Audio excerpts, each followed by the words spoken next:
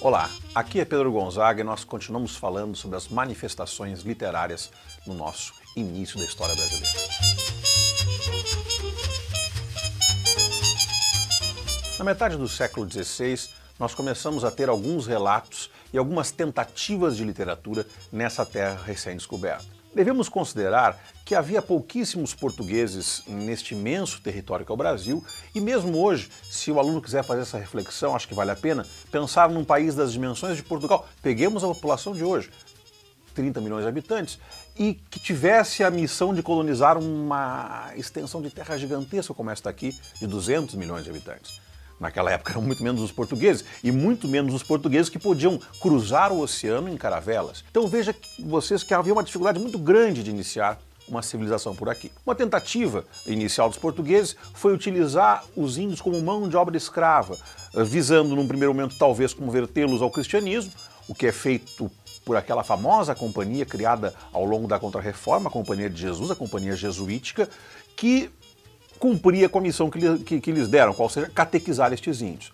Esse é o contexto em que nós estamos, de certa maneira, vendo o século XVI na sua primeira metade. Neste momento, começam a ser produzidas as primeiras crônicas, os primeiros relatos, informes, são as palavras que as questões utilizam, acerca da terra em que essas pessoas começaram a viver. O tema dos índios continua fortíssimo aqui, o tema da nudez também segue com muita força, e um terceiro tema entrará como talvez o mais chocante, aquele que produzirá o maior impacto sobre a mente europeia, que é o tema da antropofagia. No entanto, este tema será assunto do nosso próximo encontro. Mas o que nos importa agora é falarmos do Padre Anchieta. Homem de cultura vastíssima, dominava o latim, escreveu inclusive obra nessa língua, dominava o latim, o espanhol, o português, a língua dos índios, tupi-guarani. Ele foi um dos responsáveis por dar a esta língua uma forma. Este homem tinha uma preocupação exclusiva, qual seja, não produzir mão de obra para os portugueses, mas sim salvar a alma dos índios, o que de fato foi uma característica muito forte da Companhia de Jesus, dos jesuítas aqui no Brasil. As obras do Padre Anchieta, também de discussão bastante acirrada se são literárias ou não, tem este objetivo, qual seja, converter os índios ao cristianismo. Assim, os seus autos, o auto é uma peça de teatro bastante simples, bastante rude.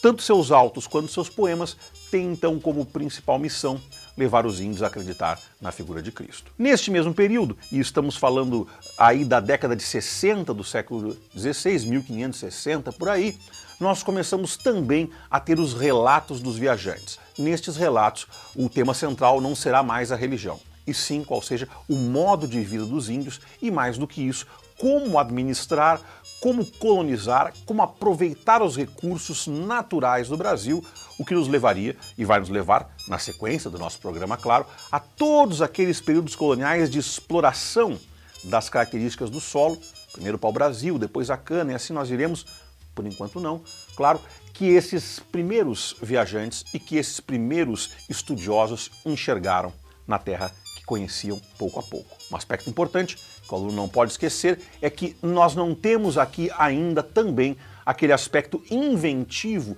e aquele aspecto criativo da literatura. O que nós temos sim são registros de um modo de vida, são as experiências diretas, muitas vezes, desses viajantes, como Jean Delery ou o próprio Hans Staden. Sobre esses dois viajantes falaremos no nosso próximo encontro. Pronto! Agora você já sabe quais foram as dificuldades que o Padre Anchieta e os primeiros viajantes encontraram ao chegar por aqui. Até a próxima e não se esqueçam, se gostaram, compartilhem.